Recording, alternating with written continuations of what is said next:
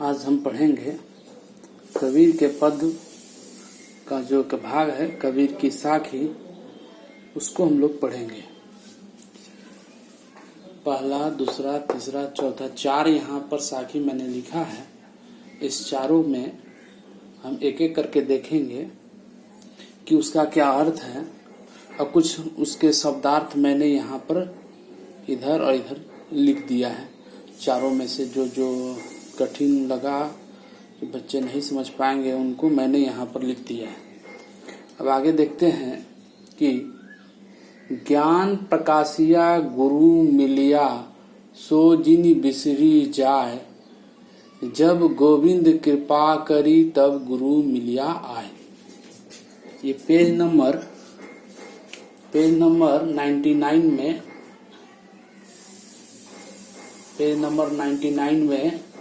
किताब में है। पेज नंबर 99 में गुरु ज्ञान प्रकाशिया गुरु मिलिया सो जिनि बिसरी जाए, जब गोविंद कृपा करी तब गुरु मिलिया आए। प्रस्तुत साखी के माध्यम से कबीरदास जी कहना चाहते हैं, पहले हम लोग निचला पंक्ति देखेंगे कि गोविंद कृपा करी, अर्थात जब हम लोगों पर ईश्वर दया करते हैं, कृपा करते हैं, तब गुरु मिलिया, तब जाकर हमें एक सच्चे गुरु मिलते हैं। पहला लाइन क्या है कि जब ईश्वर हम पर कृपा करते हैं, दया करते हैं, तब जाकर गुरु मिलते हैं। और जब गुरु मिलते हैं, जब गुरु मिलते हैं, ज्ञान प्रकाशिया, ज्ञान का प्रकाश फैल जाता है। जो हमारे अंदर का जो अंधकार है, जो अज्ञानता है, उसको दूर करते हैं। और गुरु मिलने ही से हमारे अज्ञानता दूर होकर, हमारे अंधकार दूर होकर हमारे अंदर ज्ञान का प्रकाश फैल जाता है। सो जिनि बिसरी जाए, और इस बात को कभी भी भूलना नहीं चाहिए। सो जिनि बिसरी जाए, और इस बात को कभी भी भूलना नहीं चाहिए।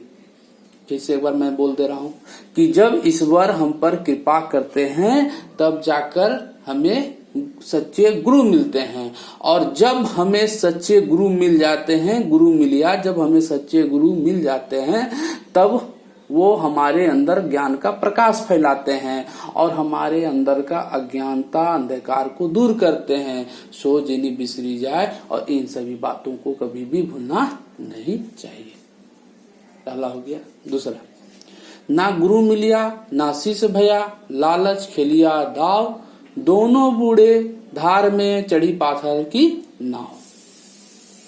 अब यहाँ पर गुरु के बारे में ही बोला जा रहा है, लेकिन एक ऐसे गुरु के बारे में बोला जा रहा है जो अज्ञानी है, अविवेक से भरे हुए हैं, जिनके अंदर विवेक नहीं है। ऐसे गुरु के बारे में यहाँ पर बोला जा रहा है। ना गुरु मिलिया, ना सच्चे गुरु मिले, और ना शिष्य भया, और ना ही एक अच्छे साधक भक्त मिले या शिष्य मिले। किसी साधना को पूरा करने के लिए एक सच्चे गुरु का होना अत्यंत जरूरी है। जब सत्य गुरु भी ना मिले और उसके साथ उनका जो शिष्य हो वो भी सच्चा ना हो, और दोनों ही लालच खिलिया दाव, और दोनों ही एक दूसरे से लालच बस जुड़े हुए हों, तब क्या होता है? तब दोनों बूढ़े, दोनों ही दुर्गति को प्राप्त करते हैं, दोनों ही बर्बाद हो जाते हैं। एक उदाहरण देते हुए यहाँ कबीरदास जी कहते हैं कि दोनों बूढ़े धार में, धार मतलब समुद्र में, चढ़ी पाथर की नाव। जिस प्रकार कोई व्यक्ति पत्थर की नाव बनाकर, धार अर्थात मतलब समुद्र, कोई व्यक्ति पत्थर की नाव बनाकर सोचेगा कि मैं सागर को पार कर जाऊंगा, तो यह सोचना ही गलत है। ठीक उसी प्रकार से कोई शिष्य और कोई गुरु जो कि एक दूसरे से लालच बस जुड़ा हुआ हो और वो चाहें कि भव सागर से वो पार हो जाएंगे, तो यह सोचना ही गलत है। क्योंकि अज्ञान रूपी नाव पे चढ़कर भव सागर को पार करना असंभव है, ठीक उसी प्रकार से जिस प्रकार से पत्थर की नाव पर चढ़कर सागर को पार करना असंभव है। फिर से मैं एक बार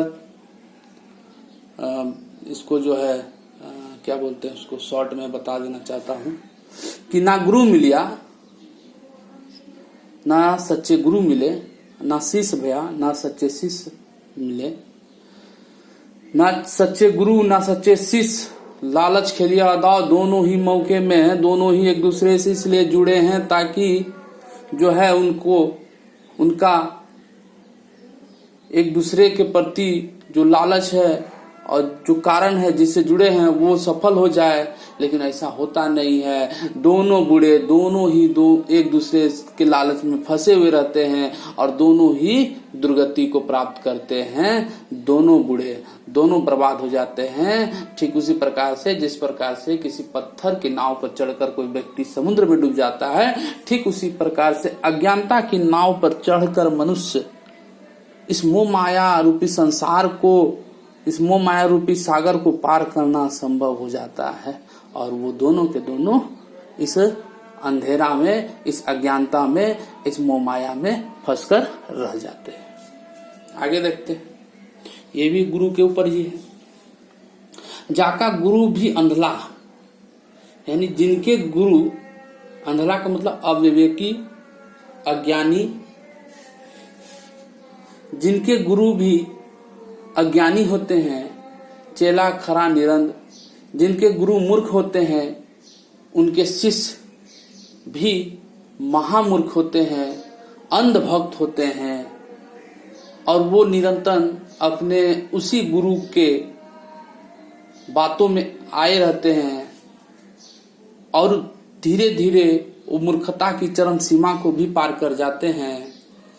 जाके गुरु भी अंधला, चेला खरा निरंद, जिनके गुरु अज्ञानी होते हैं उनके शिष्य महाज्ञानी होते हैं, जिनके गुरु मूर्ख होते हैं उनके शिष्य महामूर्ख होते हैं। और इस तरह से गुरु शिष्य का जो संबंध है, एक सच्चे गुरु नहीं मिलने के वजह से जो उनके शिष्य होते हैं वो महामूर्ख होते चले जाते हैं। और जब विषम परिस्थिति आ जाता है, जब विषम परिस्थिति से निकलने का सवाल आ जाता है, तब अंधे अंधा ठेलिया, तब गुरु चेला एक दूसरे को आमने सामने करते रहते हैं ताकि वह उस समस्या का समाधान कर दे, ताकि वह विषम परिस्थिति से उसको निकाल दे।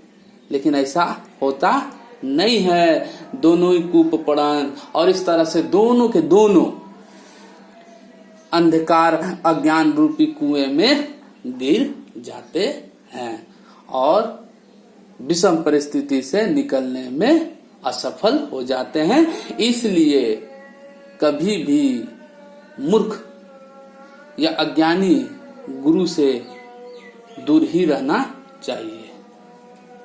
आगे देखते हैं, कबीर संगति साधु की कदे न निर्फल होई।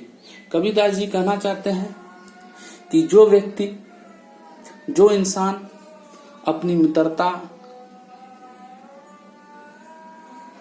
एक सच्चे संतों के साथ रखते हैं, जो इंसान सच्चे साधु के साथ रहते हैं, संगति अर्थात मित्रता जो एक अच्छे इंसान के साथ रखते हैं, कदे न निर्फल होई, कभी भी बेकार नहीं जाता है, कभी भी निष्फल नहीं होता है, कभी भी बिना परिणाम का नहीं होता है। जिस प्रकार से चंदन होसी बावना नीम न कहसी कोई, चंदन भले ही छोटा हो, भले ही उसका बहुत ही छोटा अंश हो, यदि नीम में लगा दिया जाए, नीम के ऊपर लेप लगा दिया जाए, मलयगिरी का चंदन को यदि नीम के ऊपर रख दिया जाए या लगा दिया जाए तो उस पेड़ को भी नीम नहीं कहता। चंदन ऐसा होता ही है, वो जहां भी रहेगा सुगंध ही फैलाएगा। ठीक उसी प्रकार से अच्छे व्यक्ति, अच्छे इंसान, साधु संत इत्यादियों के साथ रहने से कभी भी कोई गलत आचरण को नहीं प्राप्त करेगा वह चरितवान ही बनेगा और उसका भविष्य कभी भी अंधकार में नहीं होगा, वह कभी भी उसमें निष्फल नहीं होगा। धन्यवाद।